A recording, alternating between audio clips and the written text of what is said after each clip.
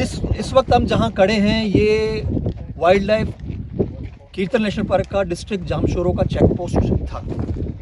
यहाँ पे कोई भी गाड़ी गुजरती थी तो उन्होंने फाटक लगाया हुआ था, तो हर गाड़ी को वो क्लियरेंस देते थे तो वो गाड़ी अंदर जाती थी। अमूमन लोकल लोग ही यहाँ से जाते थे। किस जगह पे थी वो? किस जगह? ये सामने, अभी ये हम जामशोरो में, सामने वाला हिस्सा, ये पूरा एरिया वैसा ही जंगल था, बड़े बड़े दरख्त थे।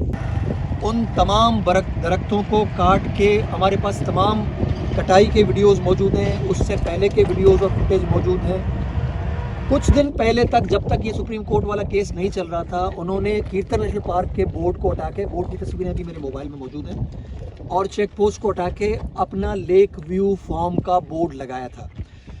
हमारा जो एतराज़ है वो ये है कि इस तरह के बहुत सारी जो डैमेजेस किए गए हैं, जो बहरिया ने टेक ओवर किया है लैंड, वो इस सर्वे का पार्ट नहीं है।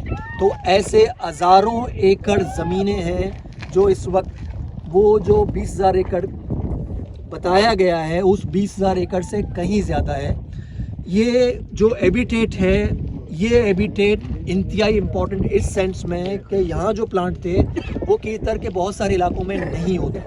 उसकी वजह, कोई भी प्लांट आप किसी भी एक्सपर्ट्स को, बॉटनी के एक्सपर्ट को ले आएंगे तो उस प्लांट का बिहेवियर, वो जो प्लांट उगता है नेचुरली, ये प्लांट आप कहीं प्लांटेशन नहीं कर सकते, क्योंकि उसको एक सर्टन एनवायरनमेंट और सर्टन रेत चाहिए होता है, सर्टन एक माहौल चाहिए होता है। तो यहाँ के जो बटरफ्लाइज हैं, इंसेक्ट्स हैं और बर्ड्स हैं, वो आपको किसी दूसरे पार्ट में नज़र नहीं आएंगे।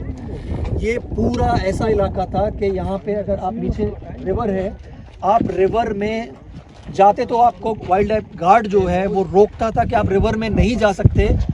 ये घड़ियाल, चिंकारा और आइबेक्स का मेन हैबिटेट था। इस हैबिटेट को उन्होंने जिस लेवल पे डैमेज किया, आप चारों तरफ से देख सकते हैं, उसका छोटा सा हिस्सा आपको बहरिया की दीवारों के साथ ये जंगल जो नज़र आ रहा है, ये जंगल सिर्फ इसलिए छोड़ा गया है क्योंकि यहाँ पे मूल मुरादी कब्रिस्तान है।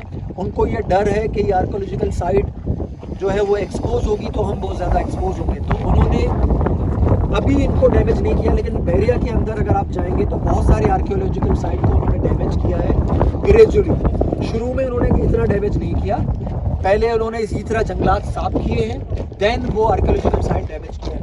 अभी हम आपको वहाँ भी विज़िट कराएंगे। तो हमारा जो सवाल है वो ये है कि जब ये सर्वे हो रहा था तो यहाँ पे लोकल विजडम क्यों शामिल नहीं किया गया, क्यों सरकारी एहलकारों पे ही तकिया किया गया, क्यों लोकल लोगों को शामिल नहीं किया गया। हम जब पटिशनर हैं, हमको क्यों शामिल नहीं किया गया, क्यों बहरिया के वकील सरकारी ऑफिसर्स को जो सर्वे कर रहे थे उनको इन्फ्लुएंस कर रहे थे, क्यों बहरिया के ऑफिसर्स में मीटिंग हो रहे थे। जब ग्राउंड पे एक्चुअल सिचुएशन सुप्रीम कोर्ट नहीं जाएगी तो सुप्रीम कोर्ट को कैसे पता चलेगा कि कीर्तन नेशनल पार्क का एरिया जो प्रोटेक्टेड है और जो बफर जोन है, वो तो आप छोड़ दें, बफर जोन तो सारा बहरिया के पास है। वो जो दीवारें हैं ये सारे कीर्तन नेशनल पार्क के एरिया की दीवारें हैं। जो कीर्तन नेशनल पार्क का हिस्सा है वो डिस्ट्रिक्ट जामशोरो का एरिया है जो इस वक्त बहरिया के पास है। उनको किसने ये हक दिया है कि अच्छा, मेरा नाम हफीज़ बलोच है, मैं सिंध इंडिजिनस राइट्स अलायंस से मेरा ताल्लुक़ है। अभी हम जिस स्पॉट पे खड़े हैं ये लाउती पिकनिक पॉइंट है, ज़िला जामशोरो दे मोल, और ये हमारा लाउती पिकनिक पॉइंट जिसे हम कहते हैं, यहाँ पे ये कीर्तन नेशनल पार्क के अंदर है। ये सब माइनिंग, जहाँ पे ये इसकी पाबंदी है कि कोई माइनिंग नहीं हो सकती, ये सारा माइनिंग हो रही है, आप ये देख सकते हैं। ये लाहौती पॉइंट क्या है?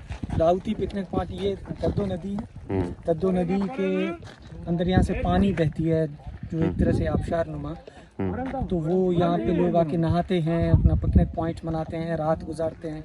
अब इस माइनिंग की वजह से वो मुकम्मल तबाह हो चुका है।